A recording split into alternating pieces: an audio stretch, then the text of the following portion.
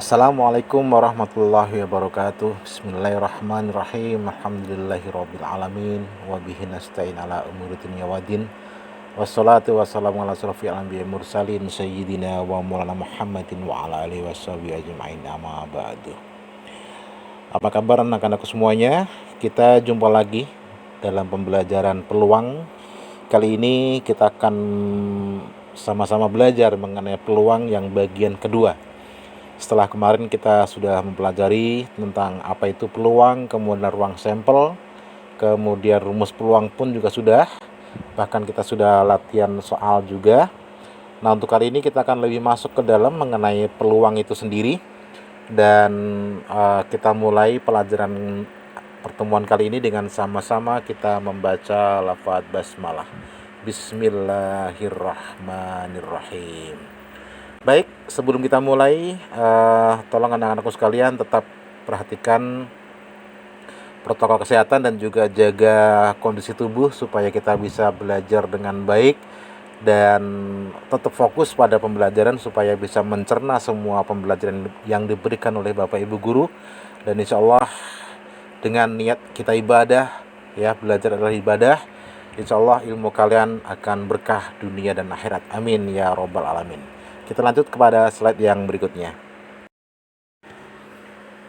Untuk kali ini kalian akan sama-sama saya ajak belajar mengenai frekuensi harapan. Ya, frekuensi harapan ini adalah salah satu subbab dari materi peluang, di mana frekuensi harapan nanti ini kita kaitkan dengan banyaknya percobaan atau banyaknya kita melakukan suatu kegiatan, itu dikalikan dengan nilai peluang, ya. Nilai peluang kalian semua sudah tahu bahwa rumus peluang adalah banyaknya kejadian yang mungkin muncul dibagi dengan banyaknya ruang sampel. Nah, frekuensi harapan atau FH ini adalah berapa nilai peluang yang ada dikalikan dengan banyaknya percobaan, atau FH sama dengan N dikalikan dengan PA, ya. Kita akan coba soal-soalnya di slide berikutnya. Ini contoh soal yang sederhana untuk frekuensi harapan. Misalkan ada sekeping uang logam dilambungkan 10 kali, berapa frekuensi harapan munculnya sisi angka. Nah, kita tahu bahwa mata uang logam itu ada sisi angka dan sisi gambar. Berarti ruang sampelnya sebanyak 2, ya, sebanyak 2. Berarti kita bisa menghitung dulu peluangnya dulu. Peluang untuk kita melambungkan atau melemparkan sekeping uang logam supaya dia muncul sisi angka adalah banyaknya sisi angka adalah 1 dan NS-nya adalah 2, maka peluangnya adalah 1/2. Kemudian percobaan ini dilakukan sebanyak 10 kali. Berarti N-nya itu sama dengan 10. Berarti frekuensi harapan adalah N dikalikan dengan PA, atau 10 dikalikan dengan setengah sama dengan 5. Artinya frekuensi harapan muncul sisi angka dalam 10 kali percobaan itu sebanyak 5 kali muncul. Gampang, ya. Nah, kali ini kalian bisa latihan sendiri untuk frekuensi harapan. Ini saya berikan 2 buah soal. Soal yang pertama ada 3 keping uang logam ditos sebanyak 208 kali. Ada 3 keping uang logam ditos itu sama dengan dilempar, ya. Ditanyakan frekuensi harapan munculnya minimal 2 sisi gambar, itu ada berapa? Kemudian yang kedua, sebuah perusahaan membuat barang dengan peluang barang yang diproduksi rusak itu adalah 0,05. Jika hasil produksi sama dengan 1000 barang, berapakah jumlah barang yang diproduksi yang diperkirakan rusak? Nah, ini clue-nya gini. Soal nomor 1, ini kan ada 3 keping uang logam. Kita tahu bahwa 1 uang logam itu ruang sampelnya sebanyak 2, betul, ya. Kalau 3 keping uang logam itu bukan 2 kali 3, tetapi 2 pangkat 3. 4 keping uang logam berarti 2 pangkat 4. 10 keping uang logam berarti 2 pangkat 10 dan sebagainya. Nah, ini hati-hati karena ruang sampelnya di sini bukan hanya 2, tapi 8. Apa saja 8 itu? Kalian bisa lihat di buku paket, ya, ruang sampel 3 buah keping uang logam, atau kalian juga bisa buat ilustrasi sendiri seperti yang waktu itu pernah saya contohkan, 2 keping uang logam, 2 dadu. Nah sekarang kalau 3 keping uang logam seperti apa?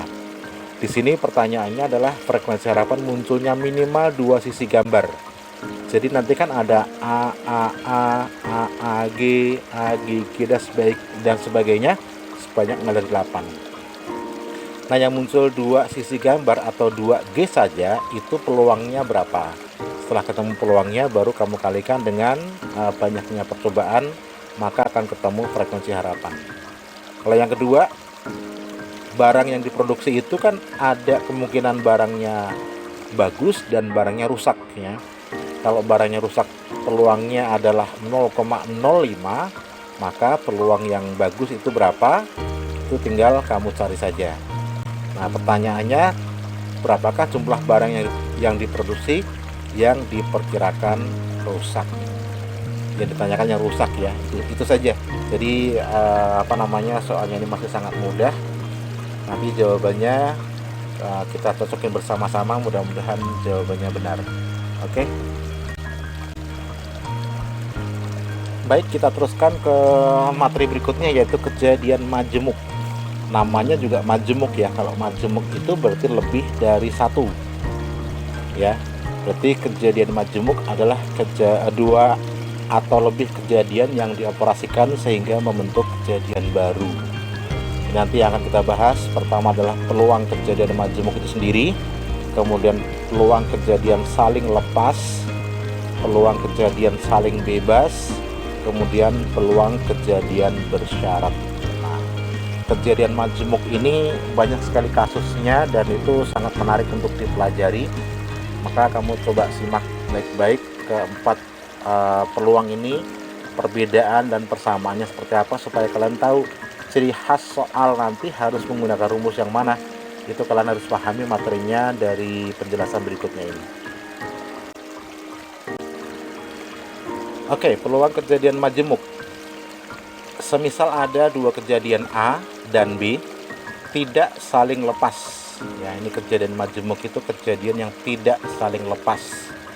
Maka rumus peluangnya adalah P dari A gabungan B sama dengan peluang A ditambah dengan peluang B dikurangi peluang A irisan B.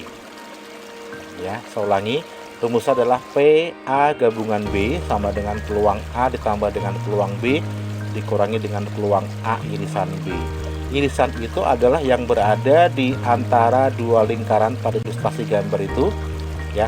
Anggota A itu sebenarnya 235 dan anggota B adalah 246. Nah, anggota A ada yang sama dengan anggota B atau ada irisan antara A dengan B, yaitu angka 2. Nah, berarti nanti untuk mencari peluang gabungannya itu yang sama ditulis sekali saja. Berarti peluang A dan peluang B-nya berapa kamu jumlah dikurangi dengan peluang dari A irisan B. Atau digambarkan dalam semesta pembicaraan sebelah kanan, yang peluang irisan itu yang berwarna merah ya. Ini peluang kejadian yang tidak saling lepas. Artinya di antara 2 kejadian itu ada anggota yang sama. Seperti itu.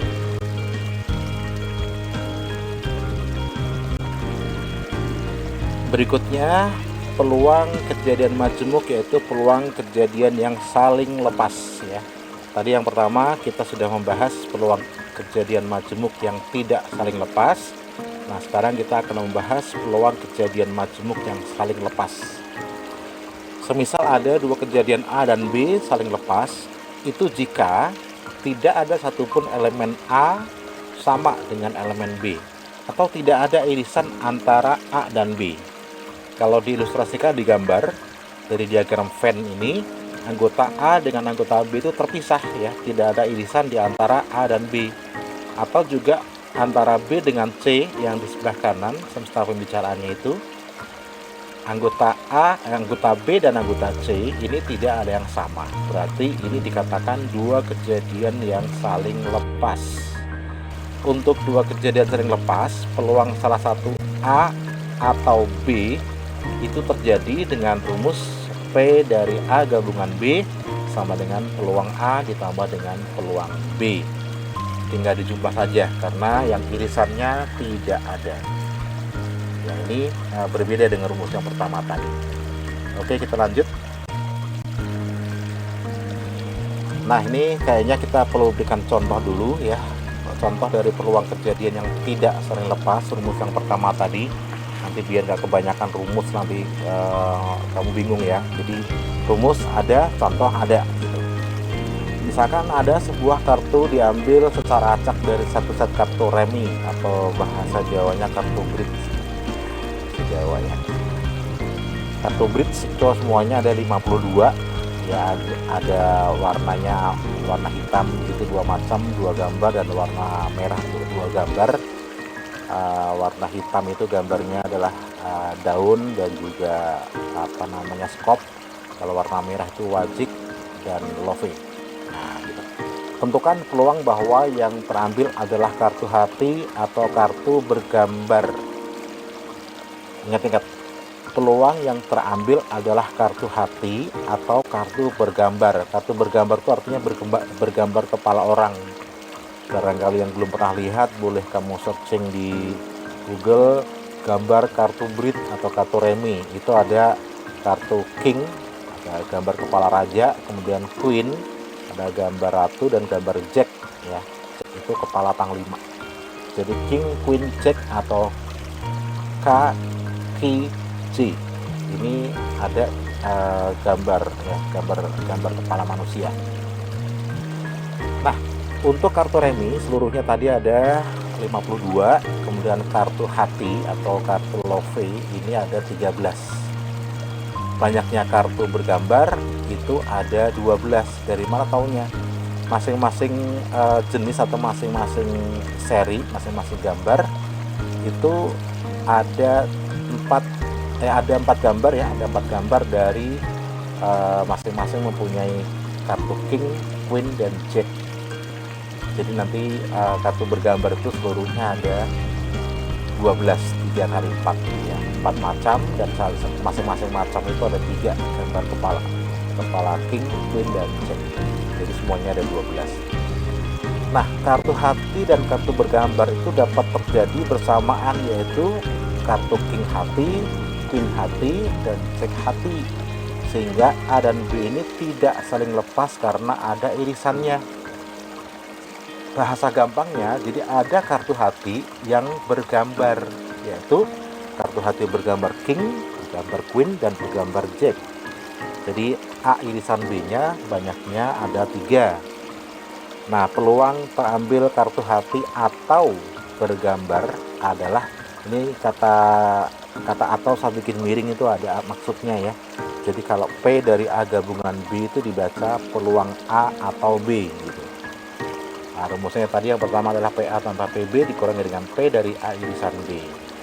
Peluang A-nya ini karena peluang A adalah peluang kartu hati ada 13, setelah sampelnya 52, jadi 13/52 ditambah dengan peluang kartu hati, peluang B-nya ada 12.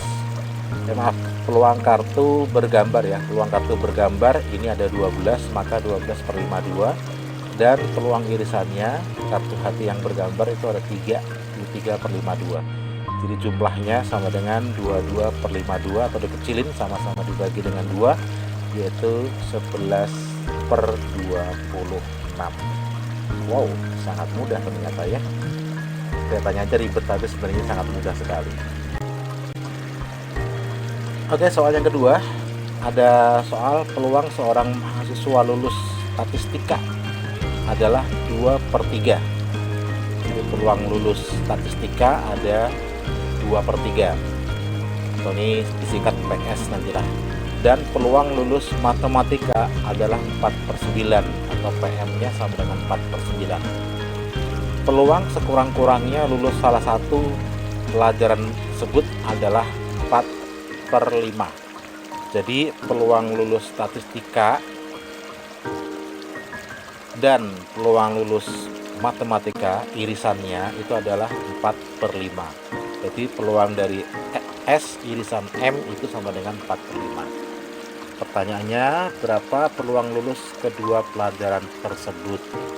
Berarti tinggal PS gabungan M atau PS atau M sama dengan PS ditambah dengan PM dikurangi dengan P dari S irisan M.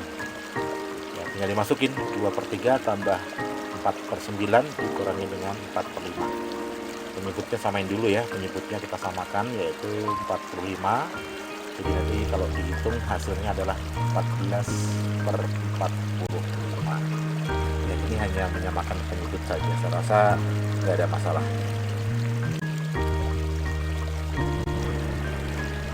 Oke, sekarang kita ke contoh peluang kejadian saling lepas ya. Saling lepas itu artinya tidak ada anggota yang sama ya. Biar paham, kita lanjut ke contoh soalnya. Sebuah dadu merah dan sebuah dadu putih, jadi ada dua dadu merah dan dadu putih, dilempar bersamaan sebanyak 1 kali. Tentukan peluang muncul mata dadu berjumlah 3 atau 10 ya. Mata dadu berjumlah 3 atau 10. Coba kamu perhatikan di tabel itu, yang berjumlah 3 dari dua dadu itu hanya ada 2, yaitu 2,1 dan 1,2. Kemudian yang berjumlah 10 ada 3, yaitu 6,4, 5,5 dan 4,6 ya. Yang berjumlah 3 berwarna kuning, kemudian yang berjumlah 10 berwarna hijau. Terlihat bahwa jumlah mata dadu 3 dan jumlah mata dadu 10 ini nggak ada yang sama ya, nggak ada yang sama.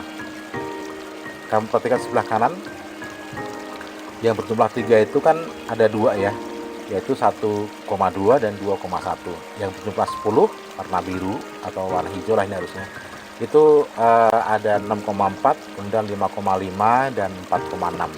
Jadi anggota B nya ada 3. A dan B tidak memiliki satupun elemen yang sama, sehingga peluang A gabungan B sama dengan PA ditambah dengan PB saja. 2/36 tambah 3/36 sama dengan 5/36. Sangat mudah bukan? Oke, lanjut pada soal yang kedua. Dari pelemparan dua dadu, A adalah kejadian munculnya jumlah 7 dan B adalah kejadian munculnya angka 11 atau berjumlah 11 maksudnya ya. Kejadian A dan B adalah kejadian yang saling terpisah karena tidak mungkin terjadi bersamaan ya, kartu berjumlah 7 dan berjumlah 11 itu kan nggak mungkin ada yang sama kan. Nah, berapa peluang jumlah 7 atau jumlah 11? Nah, yang berjumlah 7 ada berapa semuanya ya? Kamu bisa lihat di tabel itu, yang berjumlah 7 itu diantaranya adalah 61, 52, 43, 34, 25, 16, ada 1, 2, 3, 4, 5, 6, ada 6. Berarti karena 2 dadu berarti 6/36 atau sama dengan 1/6. Peluang dadu berjumlah 11 itu, yang berjumlah 11 hanya ada 2, yaitu 65 dan 56, berarti 2/36 atau 1/18. Jadi peluang A gabungan B sama dengan PA tambah PB 1/6 tambah dengan 1/18 sama dengan 2/9 ya.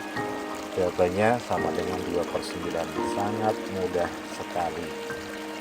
Ini saya berikan tabelnya di sebelah kanan. Jadi kalau ada pelemparan 2 dadu dan sebagainya, modal kamu membuat tabelnya dulu ya. Nanti akan mudah untuk memahami dan menjawab soalnya. Begitu. Oke, peluang yang tidak saling lepas, kemudian peluang saling lepas sudah. Kita sekarang masuk ke peluang kejadian saling bebas. Nah, bisa membedakan dong, lepas sama bebas itu bisa membedakan ya. Kalau perbedaan yang hakiki, perbedaan yang sangat mencolok di soal itu, kalau saling lepas dan tidak saling lepas itu kata-kata di soalnya menggunakan kata penghubung atau. Tapi kalau saling bebas, ini kata penghubungnya adalah dan ya. Jadi dua kejadian A dan B saling bebas. Jika munculnya kejadian A tidak mempengaruhi peluang munculnya kejadian B. Untuk A dan B saling bebas, peluang bahwa A dan B terjadi bersamaan itu adalah P dari A irisan B ya. Dan itu lambangnya irisan. Kalau atau lambangnya union atau ya. Jadi dan itu lambangnya adalah irisan itu intersection itu ya lambangnya U dibalik. Nah, kalau peluang saling bebas maupun tidak saling bebas itu kata penghubungnya atau itu lambangnya adalah U. P dari A irisan B atau P dari A intersection B adalah PA dikali dengan PB. Cukup dikali saja, maka sudah selesai. Oke, sekarang kita masuk ke contoh peluang kejadian saling bebas. Ya, tadi sudah kejadian yang tidak saling lepas, kemudian saling lepas. Nah, sekarang peluang kejadian saling bebas, contohnya pada percobaan pelemparan 2 buah dadu, tentukan peluang munculnya angka genap pada dadu pertama dan angka ganjil pada dadu kedua. Angka ganjil prima maksudnya. Jadi angka ganjil itu ada yang nggak prima, yaitu angka 2, betul. Ya, oke. Misalkan yang A itu adalah kejadian munculnya angka genap pada dadu pertama. Itu ada 3, yaitu 2, 4, dan 6. Jadi peluang A-nya adalah 3/6. Karena dadu pertama itu ada 6 sisi atau 6 mata dadu seluruhnya. Sedangkan kejadian B muncul angka ganjil prima pada dadu kedua, itu hanya ada 2, yaitu 3 dan 5. Ya, angka 2-nya nggak termasuk karena angka 2 itu bukan angka ganjil ya. Jadi itu adalah angka ganjil dan prima. Maka peluang B sama dengan 2/6. Nah, kejadian pada dadu pertama ini munculnya mata dadu genap pada dadu pertama dan munculnya mata atau angka ganjil prima pada dadu kedua ini tidak saling berhubungan ya, kamu lihat anggotanya juga nggak ada yang sama. Nah, kata-kata dan ini saya cetak miring, maksudnya dan itu simbolnya adalah intersection atau irisan atau lambangnya adalah U dibalik. Maka P dari A irisan B sama dengan PA dikali PB. Karena ini kejadian yang tidak saling berhubungan atau saling bebas. Ya, kejadian A ini tidak ada kaitannya dengan kejadian B. Maka peluang yang terjadi P dari A irisan B yang kejadian saling bebas itu adalah 3/6 dikalikan dengan 2/6 sama dengan 6/36 atau sama dengan 1/6. Mudah ya? Iya, ini soal yang masih sederhana ini. Oke, sekarang kita tinggal masuk ke peluang kejadian bersyarat. Nah, namanya juga bersyarat, artinya peluang-peluang ini terjadi apabila sudah terjadinya kejadian sebelumnya. Ini namanya peluang kejadian bersyarat. Rumusnya ada 2. Rumus peluang kejadian bersyarat itu ada peluang kejadian bersyarat dari B setelah A atau peluang kejadian bersyarat kejadian B kejadian A setelah B ya. Jadi ada 2, ada P peluang dari B setelah A dan ada peluang dari A setelah B. Rumusnya bisa kalian lihat di tampilan itu. P dari A gabungan B untuk yang pertama adalah P dari A kali P dari B setelah A. Dan satu lagi peluang dari A irisan B adalah sama dengan peluang B dikali dengan peluang A setelah B. Kamu perhatikan perbedaan kedua rumus ini ya. Jadi kalau depannya PA itu nanti dikalikannya P dari B per A. Kalau depannya PB itu berarti pengalinya adalah peluang dari A setelah B. Jadi B-nya sebagai pembagi gitu ya. Ini kita cobakan di soal saja supaya lebih paham. Ya, kita cobakan di soal supaya lebih mudah memahami. Pertama, sebuah kotak berisi 5 bola merah dan 4 bola biru. Jadi semuanya ada 9 bola, 5 merah dan 4 biru. Jika diambil 2 bola satu persatu tanpa pengembalian, jadi setelah diambil yaitu dikantongin atau dikasih orang atau dibuang atau serah itu ya. Jadi setelah pengambilan pertama ini bola yang diambil nggak dikembalikan lagi ke kantong tersebut atau ke kotak tersebut, tetapi dibuang, maka dikatakan tanpa pengembalian. Tentukan peluang terambil 2 bola merah. Saya ulangi, tentukan peluang terambil bola merah pada pengambilan pertama dan bola biru pada pengambilan kedua. Nah, ini ada perbedaan jumlah bola. Awalnya jumlahnya bolanya berjumlah 9 ya, 5 merah dan 4 biru. Karena sudah diambil satu dan nggak dikembalikan lagi, otomatis jumlah bola pada pengambilan kedua tinggal 8. Entah tadi yang terambil itu bola berwarna merah atau bola berwarna biru. Tapi yang jelas setelah pengambilan pertama, waktu kita melakukan pengambilan yang kedua, itu jumlah bola di dalam kotak itu sudah berkurang 1 ya, karena tadi yang diambil sudah nggak dikembalikan lagi. Nah, pertanyaannya di sini, tentukan peluang terambil bola merah pada pengambilan pertama. Jadi pengambilan pertama itu peluang merah itu ada berapa? Kita hitung dulu. Nah, peluang terambilnya bola merah pada pengambilan pertama itu bola merah ada 5 ya. Ada 5 diambil 1. Sebenarnya di sini kan nyarinya adalah 5C1 gitu ya, pakai kombinasi ya. 5C1 itu sama dengan 5. 5 itu diambil dari 9 bola. Berarti ada 9C1. 9C1 ya 9. Berarti peluang terambilnya merah ada 5/9. Nah, setelah diambil itu bolanya nggak dikembalikan ke kotak, tapi ditaruh di luar kotak. Artinya bola di dalam kotak itu sudah berkurang 1, tinggal 8. Begitu ya. Sehingga peluang terambilnya bola biru dengan syarat bola merah telah terambil pada pengambilan pertama itu pembaginya bukan lagi 9, tetapi tinggal 8 ya. 1 bola merah sudah diambil, kemudian pengambilan kedua bola biru ada 4 ingin diambil 1, berarti 4C1 sama dengan 4. Sedangkan 1 bola berwarna biru itu diambil dari dalam kantong atau dalam kotak yang jumlahnya ada 8 bola. Berarti bukan 9C1 seperti pengambilan pertama, tetapi 8C1 ya, karena bola di dalam kotak itu tinggal 8. Berarti peluang pengambilan bola biru setelah merah, P dari B garis miring M itu membacanya peluang terambil bola biru setelah bola merah ada 4/8. Nah, pertanyaannya adalah tentukan peluang terambil bola merah pada pengambilan pertama dan bola biru pada pengambilan kedua. Berarti P dari M irisan B ya, P dari M irisan B sama dengan pengambilan pertama tadi merah kan, berarti PM dikali dengan PB setelah M, atau peluang dari B setelah M. Peluang merah tadi ada berapa tadi? 5/9, dan peluang biru setelah merah ada 4/8. Jadi tinggal kita kalikan 5/9 kali 4/8 itu, atau 5/9 kali dengan 1/2 itu sama dengan 5/18. Mudah bukan? Oke, kamu coba baca ulang nanti ya, baca ulang dan kamu coba pahami maksud dan cara menjawabnya. Insya Allah itu mudah. Oke, ini saya ambilkan soal dari aplikasi ya, bisa dikatakan soal hot atau soal AKM ini sebenarnya, yang sudah berbau AKM ya. Kalian harus tahu soal AKM itu apa ya, analisis kompetensi minimal gitu. Soal analisis ya.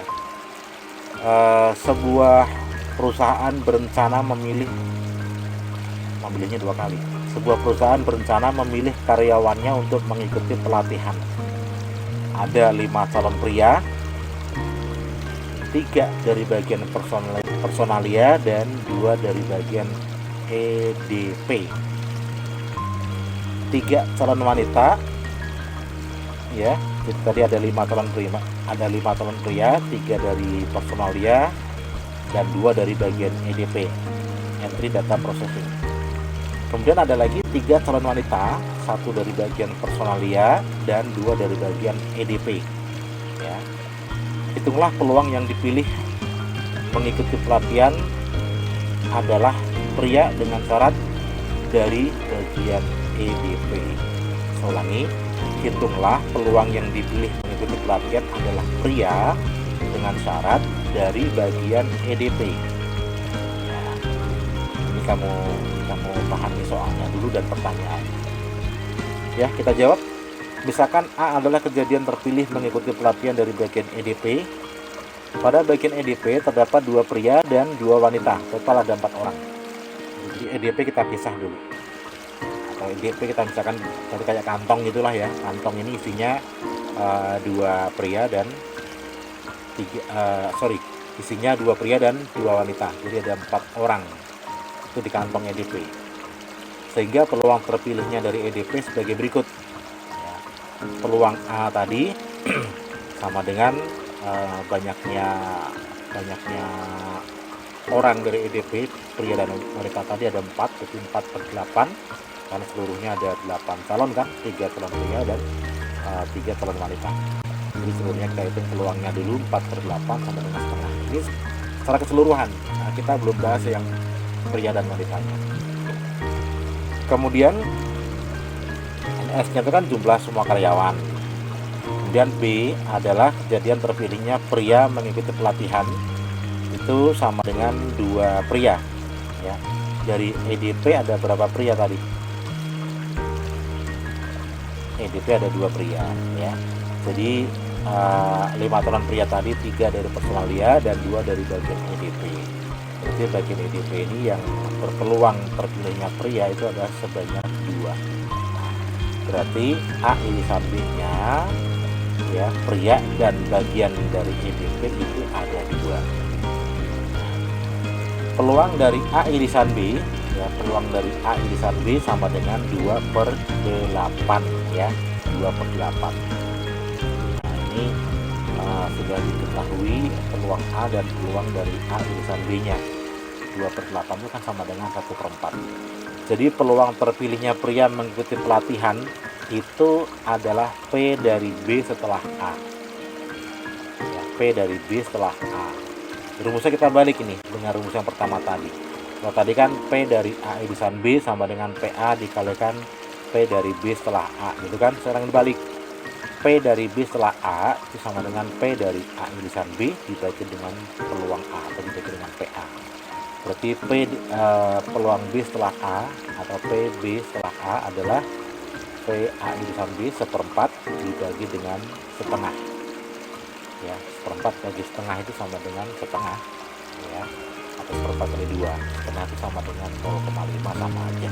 Jadi peluang ini boleh pecahan juga boleh desimal ya, tapi yang jelas tidak akan sama dengan 1 atau tidak akan negatif ya. Ini rumusnya hanya dibalik dari soal yang pertama. Ini rumus memang soal analisis ya, jadi pemahamannya harus lebih, dan kebetulan pertanyaannya ini dibalik dari slide yang 15 ini, dibalik pertanyaannya ya di slide yang 16 ya. Silahkan kalian pahami dulu sebelum kita lanjut ke soal yang berikutnya. Oke, anak-anakku semuanya yang dimuliakan Allah SWT, materinya sudah saya berikan semua dan contoh-contohnya pun sudah. Kalau kalian ada yang mau ditanyakan silahkan, kita tanya jawab saja ya, masih ada waktu. Dan kalau kalian sudah paham semua, kalian bisa langsung latihan soal. Di sini saya siapkan ada berapa soal semuanya, ada 3 soal ya. Ada 3 soal, silahkan kalian kerjakan dan jawabannya nanti kamu bisa japri ke saya pakai cara ya 3 soal saja.